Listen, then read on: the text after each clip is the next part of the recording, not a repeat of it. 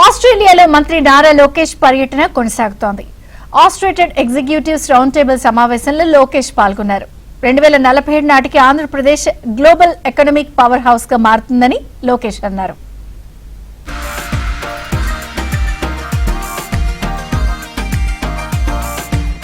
AP 2047 నాటికి global economic power house గా మారుతుందని మంత్రి లోకేష్ అన్నారు. సాంకేతిక ఆవిష్కరణలు, సుస్థిరమైన సమగ్రాభివృద్ధి ద్వారా ప్రజలకు ఉజ్వల భవిష్యత్తు అందించడమే తమ సంకల్పమని అన్నారు.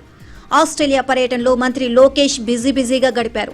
ఆస్ట్రేలియా ఇండియా బిజినెస్ కౌన్సిల్ ప్రతినిధులతో మెల్బోర్న్లో నిర్వహించిన ఆస్ట్రేట్ ఎగ్జిక్యూటివ్స్ రౌండ్ టేబుల్ సమావేశంలో లోకేష్ పాల్గొన్నారు.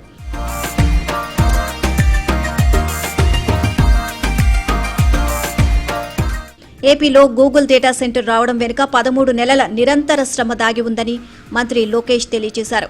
భారతదేశంలో పెట్టుబడుల గమ్యస్థానంగా ఆంధ్రప్రదేశ్ను పరిగణించాలి అని కోరారు. ఏపీలో అనుభవం కలిగిన దార్శనిక నాయకత్వం ఉందన్నారు. రాష్ట్రంలో తాము చేపట్టిన పనులు పూర్తి చేయాలి అనే దృఢ సంకల్పంతో ఉన్నామన్నారు. ఆయా ప్రాజెక్టులకు సంబంధించిన అధికారులు, నాయకులతో నిరంతరం ప్రాజెక్టు పురోగతిపై రోజువారీ పద్ధతిలో చర్చిస్తామని వెల్లడించారు. దేశ అభివృద్ధికి తోడ్పడే విధంగా తాము ఎప్పుడూ జాతీయ విధానాలపై సానుకూల ప్రభావం చూపామని మంత్రి లోకేష్ వివరించారు. His experience working with Government of India also helps ensuring that you have a soft landing in not only in India but in the state of Andhra Pradesh. He is of course backed with a very young team. 50% of the legislatures are first timers, 17 out of the 25 ministers are first timers. It's not my grey hair, but I'm actually a senior minister in his cabinet. So we bring a lot of passion, a lot of energy to get things done.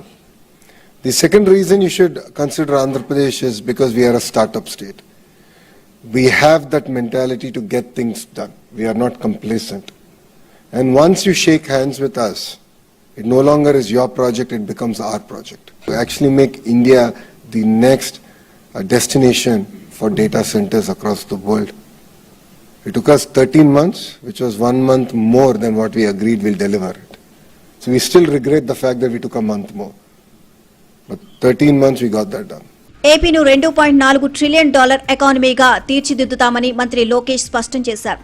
దేశంలో ప్రముఖ పారిశ్రామికవేత్తలతో కలిసి రాష్ట్ర, కేంద్ర స్థాయిలో చేయాల్సిన విధానపరమైన మార్పులు గుర్తించి వాటిని అమలు చేసే పనిలో ఉన్నామన్నారు.